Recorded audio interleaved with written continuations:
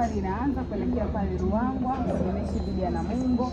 Mipango ikoje? Lakini pia tuambie kikosi, idadi ya wachezaji ambao wanasafiri, ambao wanakosekana pia. Tunashukuru Mwenyezi Mungu, tumeamka salama siku ya leo na tunaianza safari yetu kuelekea Ruangwa Lindi kwa ajili ya mchezo wa siku ya kesho, mchezo wa ligi kuu NBC dhidi ya Namungo Football Club. Tunaondoka na jumla ya wachezaji 22. Majina ya wachezaji utayakuta kwenye application ya Yanga, siwezi kusema jina la kwanza mpaka 22 kwa wakati ambao tuko nao sasa hivi. Tunaondoka 22. Wako wachezaji ambao wamebaki Dar es Salaam kwa sababu mbalimbali zikiwemo za kiufundi, lakini wengine ni majeruhi.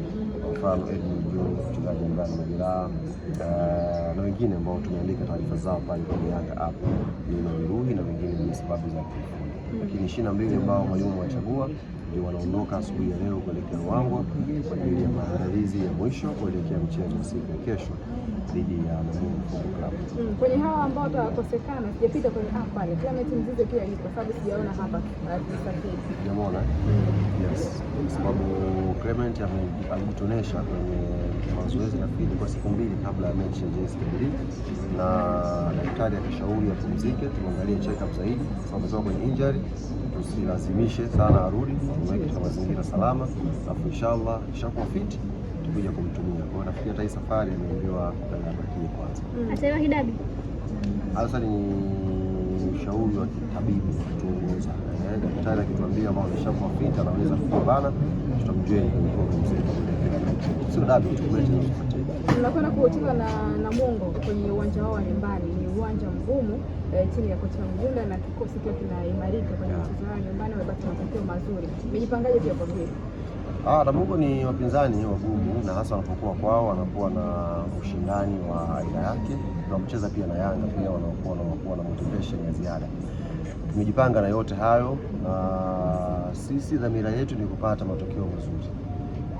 Kwa hiyo tunakwenda kupambana nao, kwenda kushindana nao kwenye pitch, na naamini kwa maandalizi ambayo tunayafanya, quality ya timu ambayo tuko nayo, mipango ambayo benchi la ufundi nakwenda nayo, itakwenda kuwa nguzo kwa sisi kupata matokeo mazuri. Haitakuwa mechi nyepesi, na nyakati tulizonazo hizi, unajua msimu huu mtaona kidogo kama kuna kitu kimebadilika.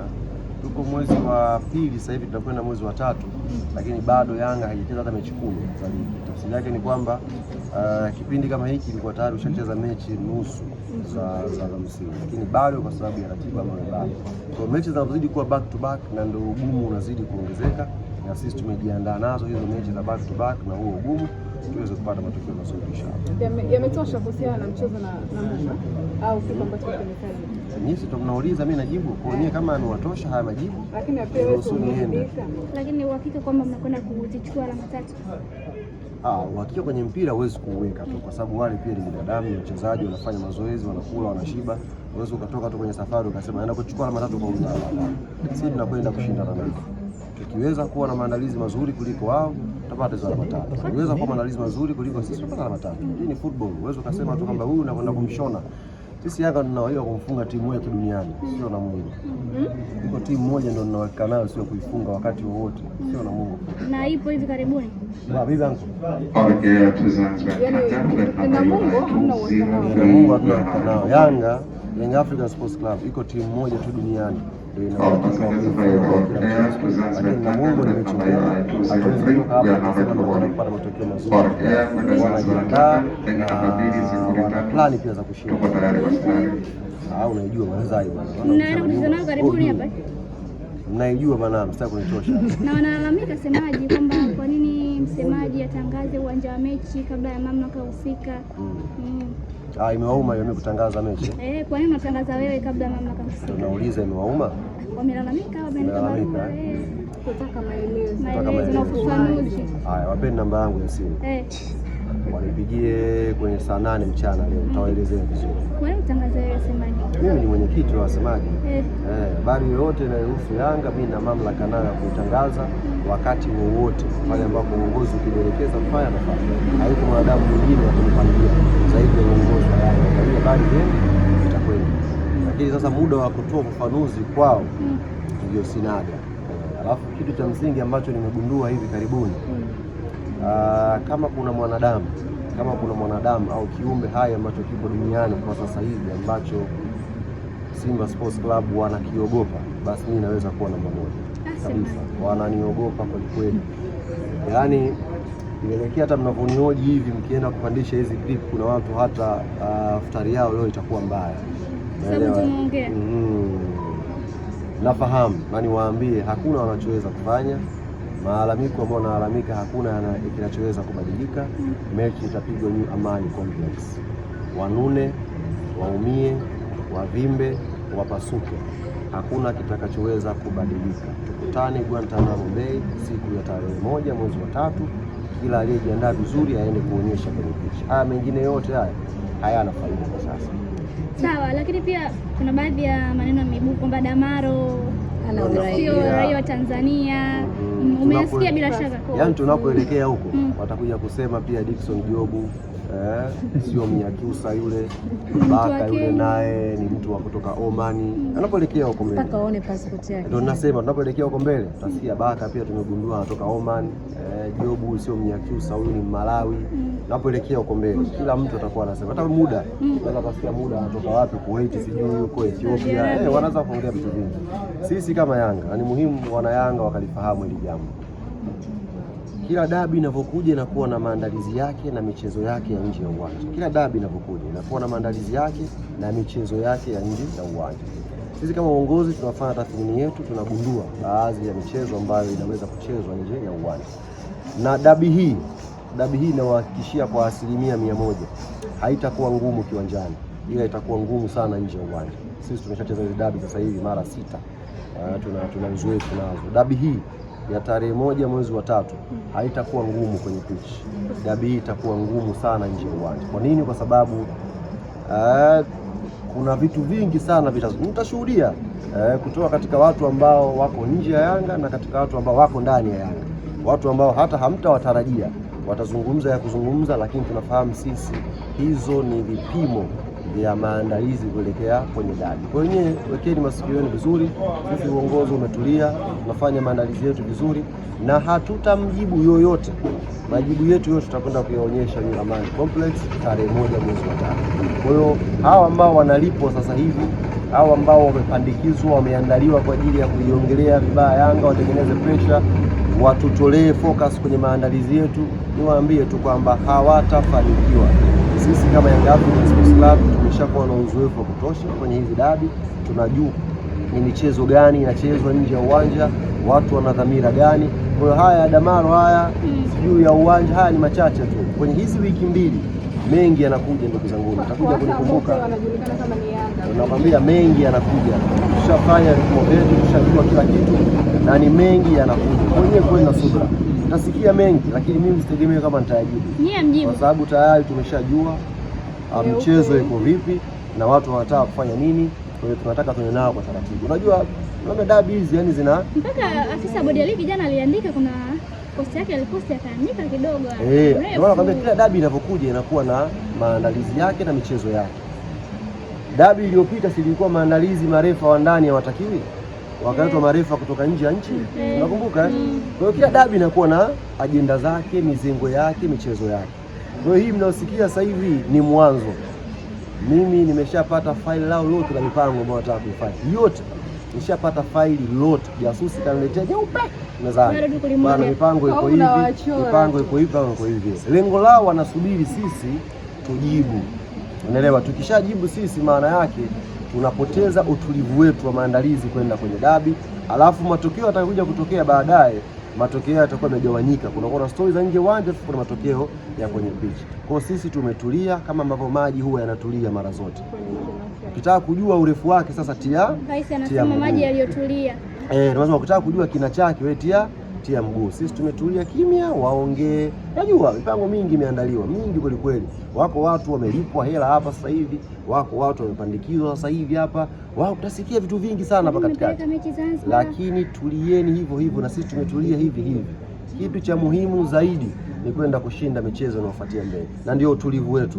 Haya mambo sijui nani. Ndio maana napenda msimu kashangaa siku moja wakasema yule msemaji wa Yanga anatoka Denmark. Jambo jema, lakini wamekubali kwamba watakwenda kule Guantanamo. Ndio sasa nimekwambia hakuna kitakachobadilika. Yaani ni kama kifo. Yaani unaweza ukahama wodi, ukatoka wodi, ukaenda wodi, ukaenda private, ukarudi emergency. Kama umeshakaribia kufa, atakufikia tu malaika wa kifo. Hata uhamishwe wodi kiasi gani, uletee madaktari bingwa kiasi gani wakuzunguke, kama ahadi yako imefika, utaenda tu na maji. Kwani semaji nyema kaogopa Benjamin Mkapa? Hizo sita alishono wapi? Si Benjamin Mkapa? Si ndio bwana?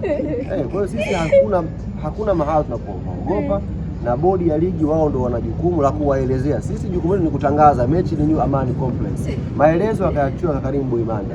Hiyo sio shida zetu, wakachukua maelezo wa Karim Boimanda. Wamepewa kwa wanayanga kuelewa.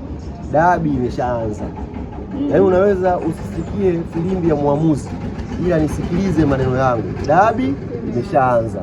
Wewe huku tapatapa maneno kila kitu, ndio dabi hiyo kickoff yake. Kwa hiyo kuweni na utayari. Kitu cha muhimu zaidi kwa sasa hivi ni Yanga yetu. Yanga inatakiwa ishinde hii michezo. Watu najua wanafanya kila hila hapa, Yanga isimame. Kuna watu mimi nimewasikia, yani watu hawa wanasema dabi bana imepoteza mvuto. Mtu kabisa wa Yanga dabi imepoteza mvuto bana. Simba ashafungwa sana. Mtu wa Yanga poteza mvuto, dabi ishafungwa sana. Dabi tuilindeje yani, kwa mfano tuilindeje? Haya wewe Yanga unataka tuilindeje dabi? Kwamba tusipeleke timu tupende tufungwe. Ndio Yanga tuko hivyo. Ndio wanasema chunguzeni kauli za watu. Ndio Yanga yani kwamba eti bana dabi hii imepoteza mvuto hii dabi. Simba shafungwa sana. Ndio mtu wa Yanga huyo. Yanga wa kudaulia. Ndio nawaambia. Ndio katika hilo kundi sasa nilowaambia la maneno mengi mtakayoyasikia. Wala msiwe na wasiwasi.